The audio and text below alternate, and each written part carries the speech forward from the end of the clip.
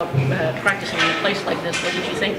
It's fun. A lot of history in a place like this, and just driving in, seeing the mountains and all that. It's pretty cool. It's my first time in Utah, so it was good. Were you tempted to take a lap on the oval, or? What was that? Were you tempted to try a speed skating lap? No, I wasn't. Looks exhausting, but yeah, I mean it's a cool track, and like I said, cool venue. Lucas, how do you guys rebound and reset it as quickly as possible? I mean, just to try and make some noise and rise in the standings again. Yeah, I mean, we got to get back to our game. We got to, it's becoming really close, and we've talked a lot for a long period of time of where we want to be, and I think it's time for us to show up and take that step, which is it's fun, right? It's exciting times. We're still in it.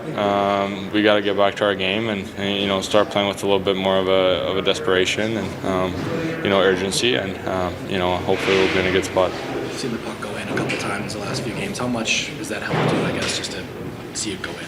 Yeah, I mean, obviously it's always nice, right? Everyone wants to score, but I think the big thing, I've said it before, it's just about playing your game and being consistent in that, and trust that good things will come out of it. But, I mean, obviously scoring goals is always nice, and it usually helps the team, so I'll try to keep that going. Is there a challenge coming back from the Four Nations? Obviously, you played the whole break. I mean, did you feel like there was any hiccups coming back from it? I mean, obviously it plays a part, maybe not getting the rest that other guys get, but at the same time, I wouldn't change anything. That experience was awesome, and, I think I came back even more fired up than I was before. And I don't think that's an excuse. We're all professionals. We got to take care of ourselves, our bodies, our mind, and be ready to go every night. So, obviously it's a bit different, but I wouldn't change it. This was a time of year last year that you individually had a lot of big moments. I mean, do you feel like you're kind of into that same mental space now that you were this time last year? Yeah, I mean, you tried to at least.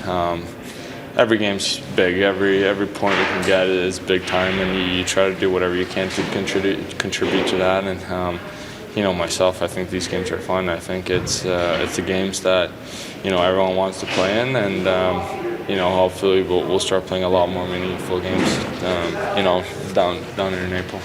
Kat talked about last night how he thought you guys got off to a good start and then it kind of fell off throughout the game. Is that how you saw it play out, and what can you guys pull and learn from last night in Vegas? Yeah, I mean, I even think our offensive game throughout the entire game was good. We got a ton of looks, and I feel like that's maybe been the theme for us lately. We've had a lot of chances, and it's about bearing down on those. And sometimes you maybe not have as many chances, but you put the puck in the net. So defensively, obviously we want to improve and be more tight there. Playing with Michael Rasmussen, what do you notice about the different ways that he can kind of impact the game? Yeah, I mean, he plays a very hard game, in and around the net, plays at 110% every shift on full speed. So, it's fun to see him out there, and look to keep that going. Thanks, Ray. So big track, did the ice feel any different? Felt like ice. It says like fastest ice center. I didn't know if there was anything actually. No, I didn't know that. No, it's just cool to check it out. What have you thought? Just, first experience here. Just your thoughts so far, practicing in Salt Lake. Yeah, I mean, I've only been here a few hours so far. Mountains are beautiful. Seems like a nice city. So.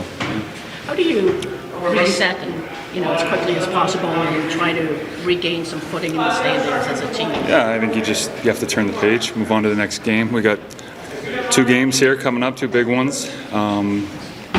Looking forward to those. Get off on the right foot here. Todd talked about the need to be in lanes and kind of embrace those hard elements in the game. Like how crucial is? I know it's important all year, but especially at this time of year. Yeah, I mean it has to be done at this time of year. You're not going to be successful. The teams that do that are the ones that are working towards playoffs, blocking shots. It's just a small part of it, but it's important, and you have to do it.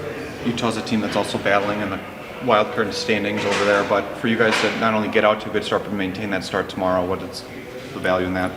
Yeah. I mean, we want to play a good, solid game, get our game going in the right direction.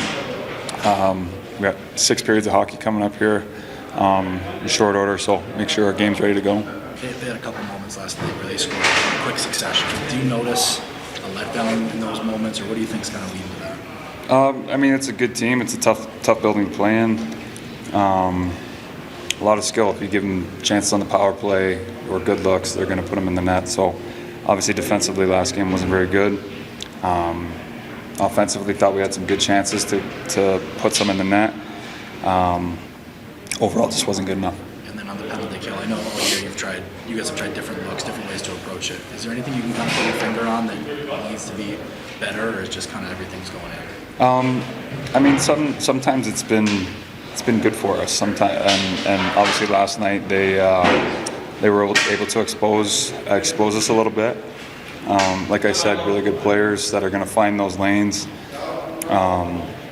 Get back to the details. Get back to being hard, getting in lanes, sticks in good positions, and give the goalie a chance to see it and get a save when you need it. Petrie and Soderblom both. Petrie should be good to go. And again, I haven't checked with the training staff, obviously just walking off the ice, but he was getting very close and he looked like he had a good practice. Elmer, I can't tell you right now.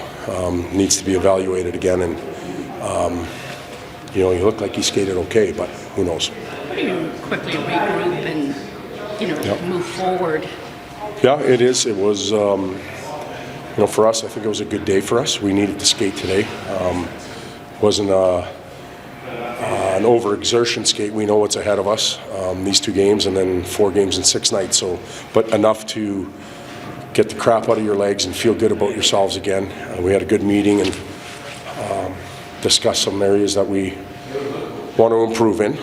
And a lot of times at this time of the year, that's where it's done. So this time, coming off the ice right now, I feel good about our opportunity tomorrow. How much of, you mentioned after last night's game about do we want to be in the playoffs and the hard work it takes. How much of that do you bring into a meeting with the team or well, what I told you last night after the game, I told the players between periods. We can talk about this all we want. And it's great and we care and everybody wants to be there. And there's 32 teams that talk about it. Only 16 teams make it. And those 16 find ways to win games. We haven't been doing that lately, so enough talking about it. Let's do it. And it's not the fancy stuff. It's not always the power play. It's some of the grunt stuff that it's hard to calculate its impact on the game until you start doing it over and over and over again. We talked about shot blocking and net play and board work and shift length. When you pull up the NHL website or even analytics, there's not a lot of scores or grades for that stuff, but it all leads to wins and losses, and enough talking about it. Let's do it. Were those things that you were seeing more of when you guys were on those win streaks early on when you got here? They've kind of gone away, or is that? Well, it's interesting because we are when we analytically look at it, which can be dangerous. We have been actually creating a bit more chances right now and not finishing as much and not giving up as many, but getting scored on more. And, I believe about a week or 10 days ago I talked about our shooting percentage and what we're giving up. That golf is too big, but so is the non-scoring and the poor defense. It's too big right now to win games, especially with a high-quality opponent. You can get away with it some nights, but you play the upper echelon teams and they make you pay for it. We saw it again last night. Are there some things that you can only kind of learn about your team or your group when it's like going like this, like it has lately?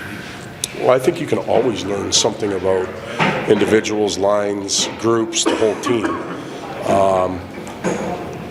But we're all keeping an eye on each other. And I don't mean that from a manager or coach's perspective. The teammates are looking at teammates and what are you going to give me tonight, which I think is real valuable. We need more from you, and that type of thing goes on. But then that secondary level of coaches and managers watching at this time of the year is real important as well. Getting a guy like Petrie back in the lineup, what does that do for the back end especially? Well, when Petey's playing real well, I think we have a pretty good idea of what we have there. He's veteran in size and puck moving and that type of stuff. It's not easy to be out as long as he has been. That's terrible English, right? Something like that. Has been.